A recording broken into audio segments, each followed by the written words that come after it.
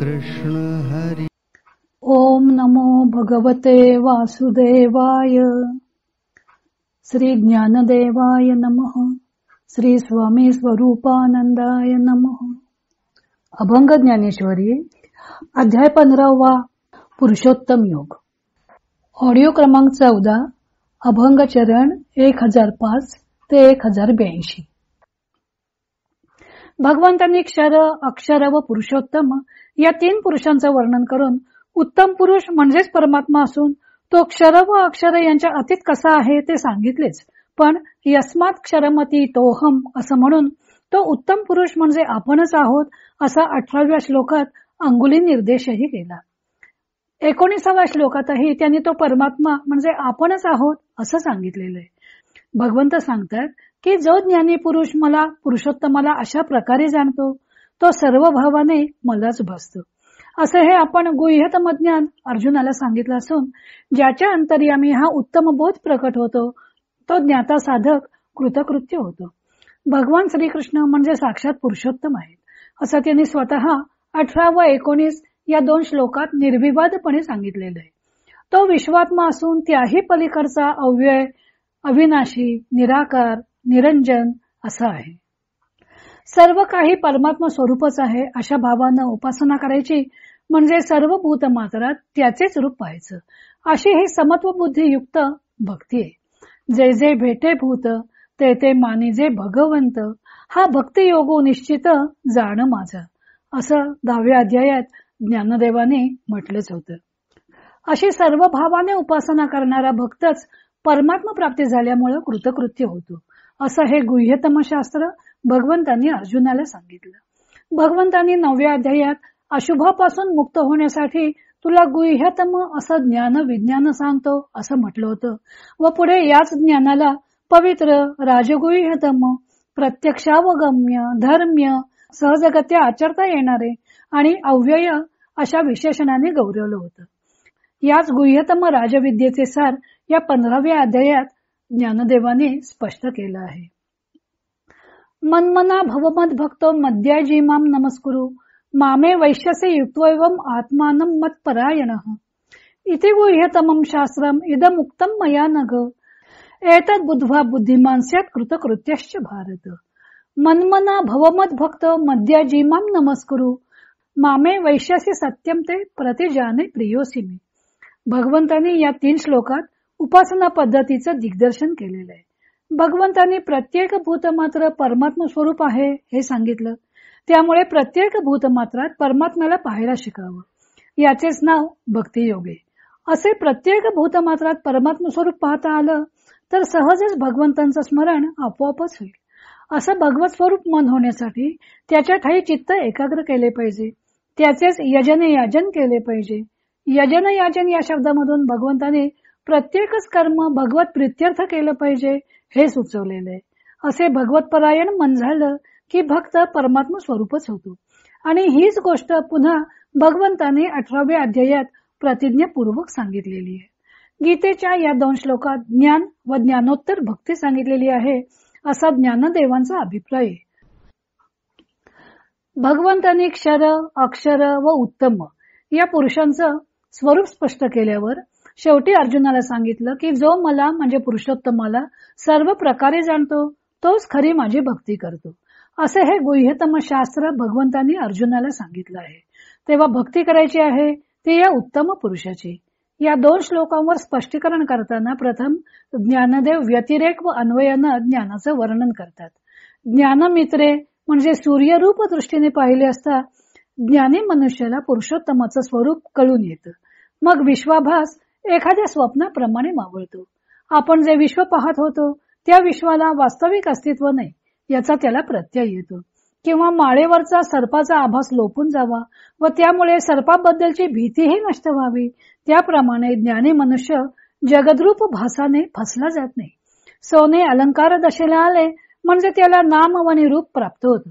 पण अलंकार जरी पाटल्या, बांगड्या, हार, कर्णफुलं वगैरे वेगवेगळ्या नावाने प्रसिद्धीस आले असले तरी त्यात असते ते सोनेच. दोरीच्या उदाहरणात सापाचा भास असतो, तिथे साप नसतोच. तर सोन्याच्या उदाहरणात अलंकारांचा भास नसतो, फक्त अलंकार दिसत असताना त्यामागील अधिष्ठान जे सोने ते विसरलं जातं. पण ज्यावेळी त्याची किंमत करायची वेळ येते त्यावेळी त्या आकर्षक रूपावरून त्याची किंमत होत नाही, तर सोन्याच्या कसावरून ठरवली जाते. नाहीतर गणपती आणि उंदीर दोन्ही सोन्याचेच असतात, पण सोनार गणपती म्हणून त्याची किंमत जास्त व उंदीर म्हणून त्याची किंमत कमी असं करत नाही. सोनं या दृष्टीनं दोघांचं मूल्य सारखंच आहे. अलंकार जसे सोन्याहून भिन्न नाहीत, तसेच विश्व म्हणून जे विविध नामरूपाने आकाराला आलं आहे ते परमात्मा स्वरूप आहे. परमात्म्याहून ते भिन्न नाही हे ज्ञानी मनुष्याला समजून येतं. दोरीवर सर्प भासणे किंवा सोन्यावर अलंकार दिसणे ही अध्यस्त विवर्ताची उदाहरणं आहेत. तिथे भास होण्यासाठी काहीतरी दोरी अथवा सोन्याची लगड हे अधिष्ठान आहे, तर स्वप्नाचा दृष्टांत अनध्यस्त विवर्ताचा आहे. स्वप्न भासते ते कोणत्याही अधिष्ठानावर भासत नाही. दिसलेले स्वप्न, साप अथवा अलंकार हे जसे खरे नाहीत त्याप्रमाणे भासणारे विश्वही खरे नाही, असं त्यांनी ज्ञानाचं व्यतिरेकानं वर्णन केलं आहे. मायेच्या पलीकडे असलेल्या त्या मूळ चैतन्याला, परमात्म्याला ज्ञानी मनुष्य जाणून घेतो. ज्ञानाचे असे व्यतिरेकाने वर्णन केल्यावर ज्ञानदेव त्याचे अन्वयाने वर्णन करतात की परमात्माच एक सच्चिदानंद रूपाने सर्वत्र भरलेला आहे. तोच एक सर्वत्र आहे, त्या अर्थी तो आपल्यामध्येही आहे असा अभेद त्याच्या प्रत्ययास येतो. आता परमात्मा सर्व ठिकाणी भरलेला आहे ही बोलण्याची भाषा झाली. शब्दाने वर्णन करताना अशी भाषा उपयोगात आणावी लागते, कारण तिथे द्वैत नाहीच, तर सर्वत्र एकाच ठिकाणी अनेक ठिकाणी हे भेद राहतच नाहीत. म्हणून ज्ञानदेव म्हणतात की त्याने सर्व जाणले हे म्हणणे सुद्धा थिते पडते, कारण अशा शब्द प्रयोगात द्वैत दिसतं. त्या ज्ञानी मनुष्याचा मात्र अद्वैताचा अनुभव असतो. तो शब्दाने कसा वर्णन करता येणार? शब्द काठाकाठानेच प्रवास करणार. असं अन्वयानं वर्णन केल्यावर ज्ञानदेव सांगतात, असे जो अद्वैताचे ज्ञान करून घेतो त्यानेच खरे तर परमात्म्याला जाणलेलं आहे. पुढे परमात्मा स्वरूप होऊन परमात्म्याची भक्ती कशी करायची त्या ज्ञानोत्तर भक्तीचं वर्णन ज्ञानदेव दृष्टांताने करतात. ज्ञानी मनुष्याला आपण परमात्मा स्वरूप आहोत हे कळून येतं. त्याचे द्वैत मावळतं. आपल्याहून भिन्न असं काही उरतच नाही. म्हणून माझी या भजना उचितू तोची अर्जुना, असा भक्तच आपल्या भजनास योग्य आहे असं श्रीकृष्ण सांगत आहेत. ही अनन्य भक्ती कशी केली जाते ते ज्ञानदेव दृष्टांताने स्पष्ट करतात. गगनाला आलिंगन द्यायचं असेल तर गगना एवढं व्हायला हवं, त्याशिवाय त्याला आलिंगन कसं देता येणार? तसेच परमात्मा जेवढा आहे तेवढेच ज्ञानी भक्तांना व्हायला पाहिजे. क्षीरसागराचा पाहुणचार करण्यासाठी क्षीरसागरच हवा, बाकी सर्व पक्वाने त्याच्या बाबतीत थिटीच पडतील. अमृतात अमृतच मिसळता येतं, तसा ज्ञानी भक्त परमात्म्याशी एकरूप झालेला असतो. सोन्यात मिसळलं जातं ते सोनेच, बाकी जर काही मिसळले तर त्याला हीन म्हणतात व ते जाळून सोने शुद्ध केले जाते. तसेच ज्ञानी मनुष्याचे ज्ञानानेच परमात्म्याशी ऐक्य होते, कारण परमात्मा हा ज्ञानस्वरूप आहे. केवळ ज्ञान अशी त्याची स्थिती आहे. गंगा व समुद्राचं ऐक्य होतं तेव्हा पाणीच पाण्यात मिसळतं, एकरूप होतं. लाट पाण्याशी अभिन्न असते, समुद्राशी अभिन्न राहूनच ते समुद्रावर विलसत असते. सूर्य व त्याची प्रभा यांचं स्वाभाविक ऐक्य आहे. प्रभा सोडून सूर्याची कल्पनाच करता येणार नाही. असं ऐक्य पावणं हीच खरी परमात्म्याची भक्ती आहे. अशा 7 दृष्टांतांमधून ज्ञानदेवाने ज्ञानोत्तर भक्ती कशी करता येते त्याचं स्पष्टीकरण केलेलं आहे. ज्ञानदेव अन्वयाला म्हणजे सर्व काही परमात्मा स्वरूप आहे असं जाणून घ्यायला भक्ती असं म्हणतात. नारदाने 7वस्मिन परम प्रेम स्वरूपा असं भक्तीचं लक्षण केलं होतं, तर म्हणून मी न होता भक्ती अन्वयो आहे असं ज्ञानदेव म्हणतात. नारदांच्या मते सगुण परमेश्वराच्या ठिकाणी प्रेम असणं म्हणजे भक्ती, तर ज्ञानदेवांच्या मते परमात्म्याशी ऐक्य पावणे म्हणजे अन्वय भक्ती. अन्वय रूपाने सर्व नामरूपे परमात्मा स्वरूप पाहणं म्हणजेच निर्गुण भक्ती. नामरूपे परमात्मा स्वरूप असल्यामुळं नामरूपांच्या ठिकाणीही परमप्रेम जडतेच. नामरूपात्मक सगुण साकार परमात्मा व नामरूपांच्या पलीकडे असणारा उत्तम पुरुष असा परमात्मा ही दोन्ही एकरूपच आहेत असं जाणवल्यामुळं त्या ज्ञानी भक्ताचा अहंभाव वेगळेपणानं राहत नाही, तो परमात्म्याशी एकरूप होऊन जातो. पुढे ज्ञानदेव 15व्या अध्यायाचा समारोप करताना गीतेची महती गात आहेत. भगवंतांनी शेवटच्या श्लोकात म्हटलं होतं की हे गुह्यतम शास्त्र मी तुला सांगितलं. या ज्ञानानं साधक ज्ञान प्राप्त करून घेतो व कृतकृत्य होतो. ज्ञानदेव या श्लोकावर व्याख्यान करताना एवं कथलया दारभ्य या ओवीत म्हणतात की सांगायला सुरुवात केल्यापासून अखेरपर्यंत शास्त्रांच्या अभ्यासामुळे प्राप्त होणारी जी वस्तू आहे ती म्हणजे उपनिषद रूपी कमलातील सुगंध आहे. हा सुगंध सर्व शास्त्रेकलभ्य असा आहे. सर्व शास्त्रांची एकवाक्यता येथे झालेली आहे. ज्ञानेश्वरीच्या टीकाकारांमध्ये कथलेया दारभ्य या शब्दाच्या अर्थाबाबत मतभिन्नता आहे. 15व्या अध्यायाच्या आरंभापासून की गीतेच्या सुरुवातीपासून यापैकी कोणता अर्थ स्वीकारायचा याबद्दल मतभेद आहेत. परंतु पुढील 4 ओव्यामधून गीतेच्या पहिल्या अध्यायापासून जे काही गुह्यतम शास्त्र सांगितलं असा त्या कथलेया दारभ्यचा अर्थ निघतो. ज्ञानदेव सांगतात की भगवान व्यासांची बुद्धिरूपी रवी आम्ही हातात घेतली व शब्दब्रह्मरूपी दह्याचे मंथन केलं आणि हे गीतारूपी लोणी आपल्या हातावर आयतं ठेवलेलं आहे. व्यासांच्या सिद्धांतांचा मागोवा घेत त्यांनी शब्दब्रह्माचं मंथन केलं आहे व ही गीतेवरील टीका त्यांनी श्रोत्यांपुढे प्रस्तुत केली आहे. ज्ञानदेवांनी पहिल्या अध्यायातही म्हटलं होतं की ना तरी शब्दब्रह्माब्धी मथियला व्यासबुद्धी निवडिलय निर्वधी नवनीत आहे मग ज्ञानाग्नी संपर्के कडसिलेनी विवेके पद आले परिपाके आमोदासी. जे भगवत गीता म्हणिजे जे ब्रह्मेशानी प्रशंसिजे जे सनकादिकी सेविजे आदरेसी. गीता म्हणजे शब्द ब्रह्माब्दी घुसून काढलेले अमृत आहे. क्षीरसमुद्राचे देवांनी मंथन केले तेव्हा अमृताबरोबर चंद्र, लक्ष्मी, अप्सरा, धन्वंतरी, ऐरावत, उच्चैश्रवा वगैरे 14 रत्ने निघाली होती. शब्द ब्रह्मरूपी सागराचं मंथन केल्यावर प्राप्त झाले आहे ते ज्ञानरूपी अमृत. म्हणून गीतेवर त्यांनी ज्ञानरूपी अमृताची नदी अशी उत्प्रेक्षा केलेली आहे. क्षीरसमुद्रातून अमृताचा घडा निघाला होता पण ही आहे ती ज्ञानामृताची जान्हवी आहे. ज्ञानरूपी अमृत गंगा आहे. वाहती आहे. वाहती असल्यामुळं ती कोणालाही प्राप्त होण्यासारखी आहे. दुसरी उत्प्रेक्षा आहे की गीता म्हणजे ज्ञानरूपी चंद्राची 17वी कला. पृथ्वीवरून आपल्याला चंद्र रोज वेगवेगळ्या आकाराचा दिसतो. अमावास्या ते पौर्णिमा या कालावधीत त्याचा एक एक भाग अधिकाधिक प्रकाशित होताना दिसतो. चंद्राच्या 16 कलांची नावं पुढील प्रमाणे आहेत. अमृत, मनदा, पुष्प, पुष्टी, तुष्टी, धृती, शासनी, चंद्रिका, कांती, ज्योत्स्ना, श्री, प्रीती, अंगदा, पूर्ण आणि पूर्णामृत. या 15 कलांना प्रतिपदा द्वितीया या नावानेही संबोधलं जातं. त्यात अमावास्या ही तिथी धरली की चंद्राच्या 16 कला होतात. ज्ञानदेव गीतेला 17वी कला म्हणत आहेत ते योगाशी संबंधित. मनुष्याच्या मस्तकामध्ये ब्रह्मरंध्रात चंद्रामृताचं तळ आहे असं योगशास्त्र सांगतं. त्यातून अमृत स्रवतं व ते कुंडलिनीच्या मुखात पडतं असं सांगितलं जातं. उपनिषदामध्ये 16 कलांचा पुरुष कोणता असा प्रश्न उपस्थित करून तो पुरुष म्हणजे आत्मा असं सांगितलेलं आहे व पंचज्ञानेंद्रिये, पंचकर्मेंद्रिये, अंतःकरण पंचक व प्राण या त्याच्या 16 कला म्हटलेल्या आहेत. आत्मा असा 16 कलांनी युक्त असतो. त्याला प्राप्त होणारा स्वरूपानुभव ही 17वी जीवनकला आहे.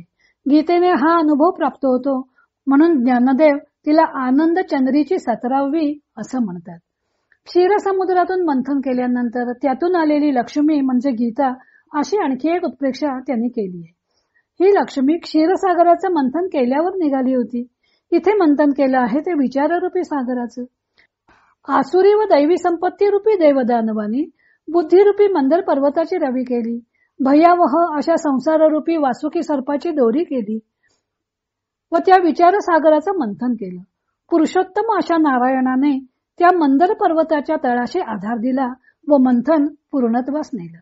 त्यावेळी ही गीतारूपी लक्ष्मी त्यातून प्रकट झाली.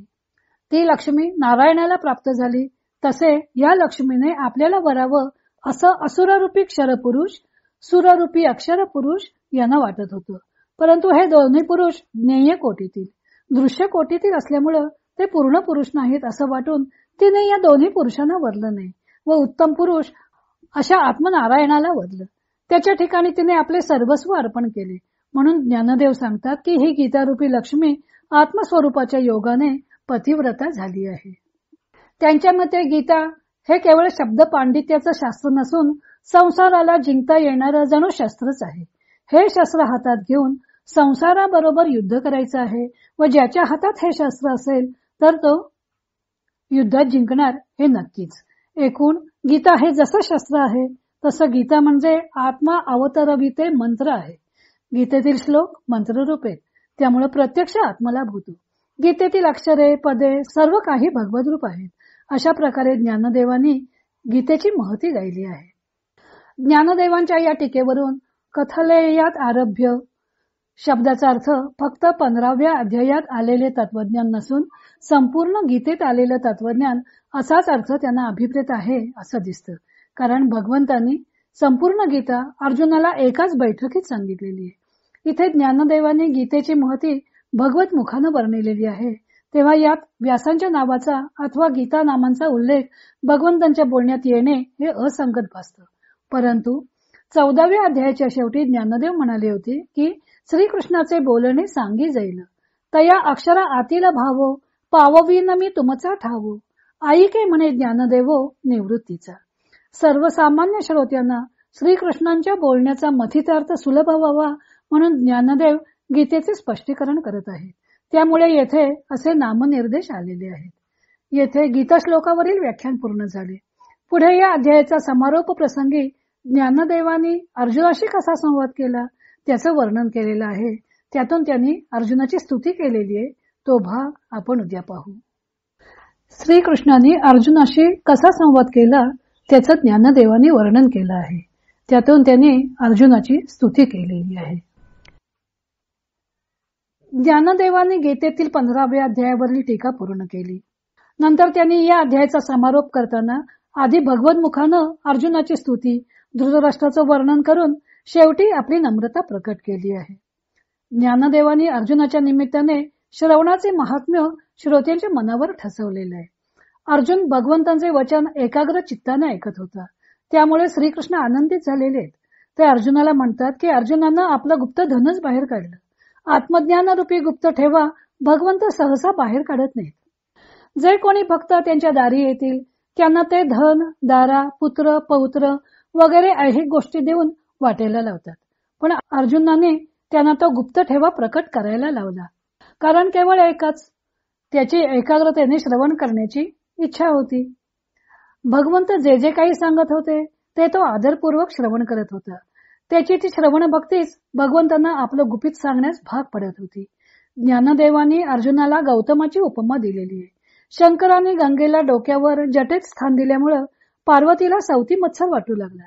काहीही करून गंगेला तिथून बाहेर काढण्यास तिनं गणपतीला सांगितलं. तेव्हा गणपतीने जया या स्वर्गीय स्त्रीला गायीचं रूप घेऊन गौतमांच्या आश्रमाजवळ शेतात चरण्यास सांगितलं.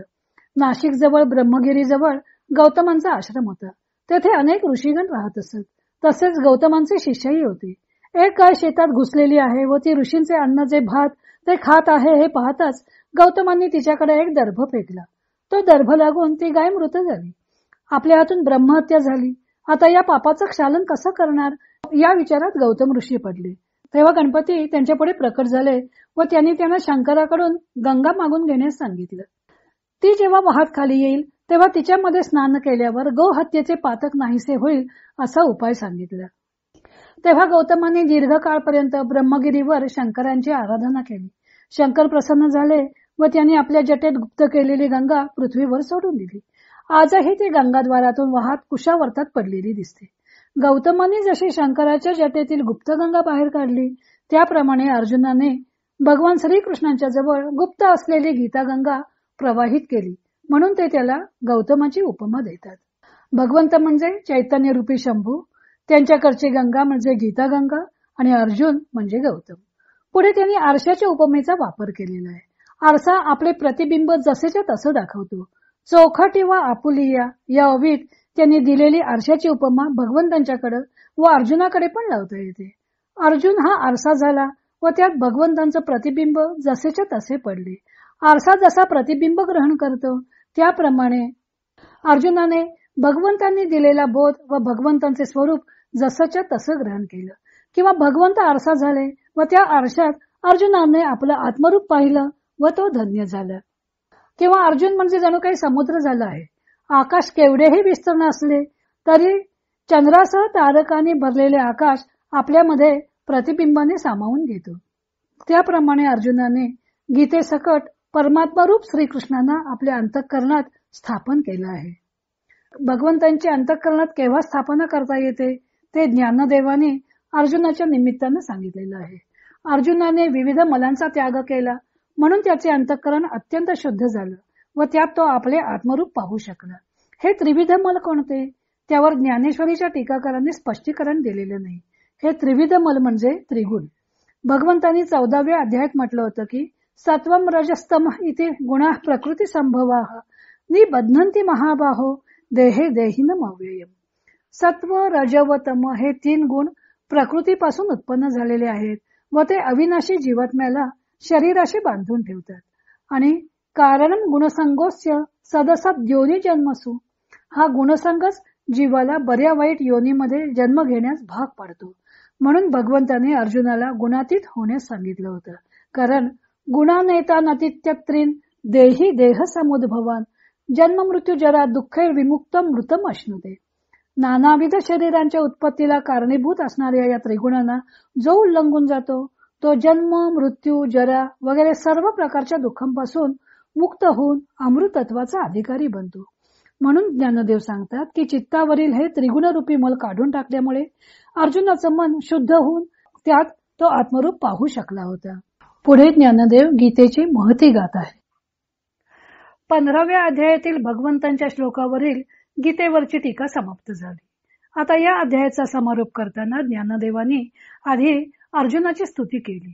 आता ते गीतेचे स्तवन करताना म्हणतात की अर्जुनाने त्रिविध दोष टाकले, त्यांनी आपले अंतःकरण स्वच्छ आरशासारखे केले म्हणून त्यात तो परमात्म्याचे पडलेले प्रतिबिंब पाहू शकला. भगवंतांच्या वचनामुळे त्याचं अज्ञान नाहीसं झालं. आता अर्जुनाला उपदेश करण्यासाठी तिथे प्रत्यक्ष भगवंत हजर होते. आपल्याला अर्जुनासारखी ही स्थिती कशी प्राप्त होईल त्याला उत्तर देताना ज्ञानदेवांनी सांगितलं आहे की गीतेच्या महतीबद्दल आणखी काय बोलावं, ती तर मोक्षपद गाठून देणारी आहेच, परंतु ही माझी उन्मेख लता जे जाणून घेतील ते सुद्धा या जगदाभासाच्या मोहमयी मायेपासून मुक्त होतील. ज्ञानदेवांनी गीतेमध्ये भगवंत जे काही बोलले त्याचा केवळ अनुवाद केला नाही तर त्यातील भाव त्यांनी आपल्या टीकेत व्यक्त केला आहे. त्यामुळे गीता श्रवणाने जे फळ मिळणार तेच ज्ञानेश्वरीच्या श्रवणानेही मिळणार आहे. ज्ञानवेल असे आपल्या टीकेला म्हणून त्यांनी आपल्या ज्ञानेश्वरीचीही त्या निमित्ताने स्तुती केली आहे. गीतेला ते अमृत सरिता म्हणतात. गीता म्हणजे अमृताची नदी आहे. अमृतत्व प्राप्त करून देणारे स्वर्गातील पेय. ते प्यायले असता शरीरातील सर्व रोग नाहीसे होऊन अमरत्व प्राप्त होते, अशी ती अमृताची ख्याती आहे. तशीच गीता ही सुद्धा अमृताची नदी आहे. या सरितेतील पाणी म्हणजे भगवंतांची वचन.